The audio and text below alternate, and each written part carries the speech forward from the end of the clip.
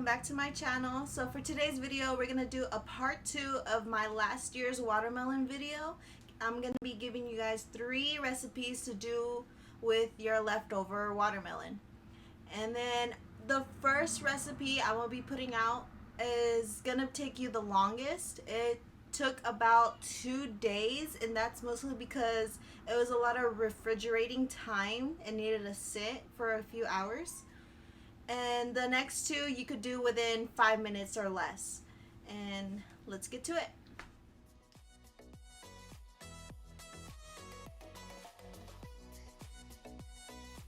Okay, first we're going to start off with cutting off the rind off the watermelon.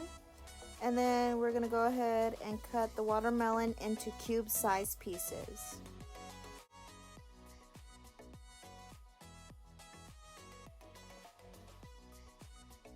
Okay, now you're going to line 2 baking pans with parchment paper and set it aside.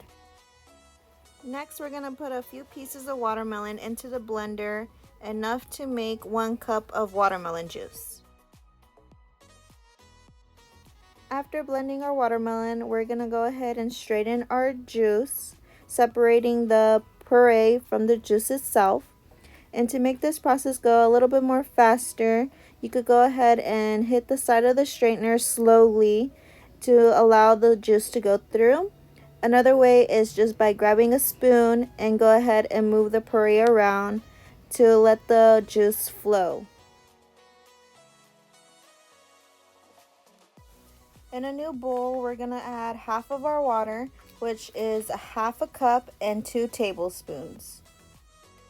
Now we're going to add our cup of watermelon juice to the water.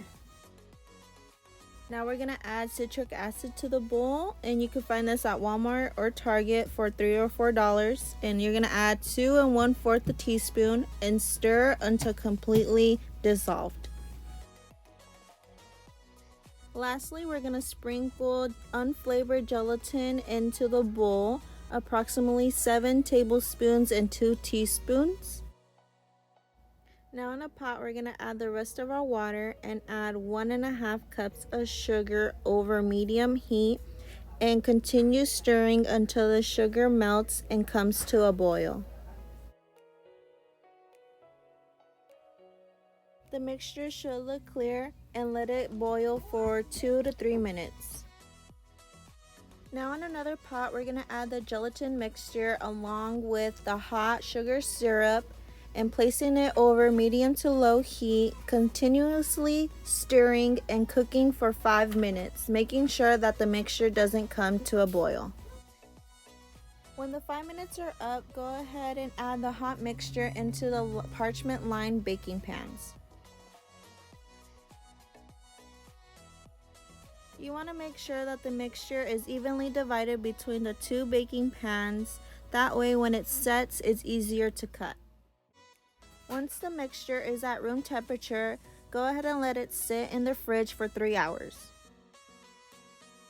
Once the mixture has set, in a small bowl, we're going to add 3 tablespoons of sugar and 1 1/2 teaspoons of citric acid and mix together.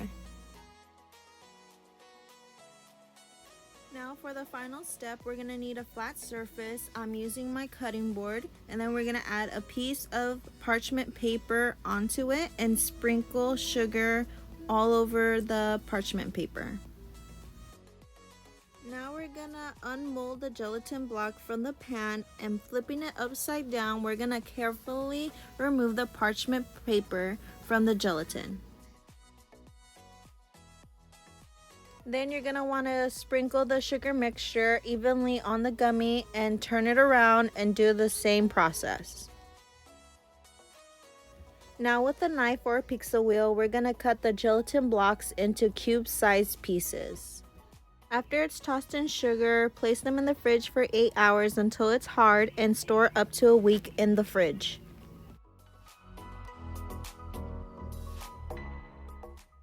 For this recipe, you're going to cut 1 piece of watermelon that looks like a pizza.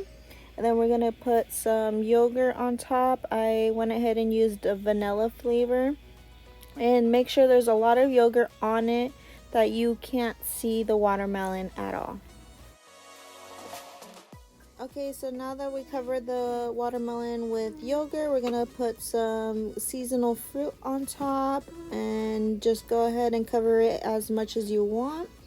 And then when you're done, you're gonna put it in the freezer for at least 4 hours. When the 4 hours are up, we're gonna cut it into pizza slices, and you'll have yourself some watermelon pizza.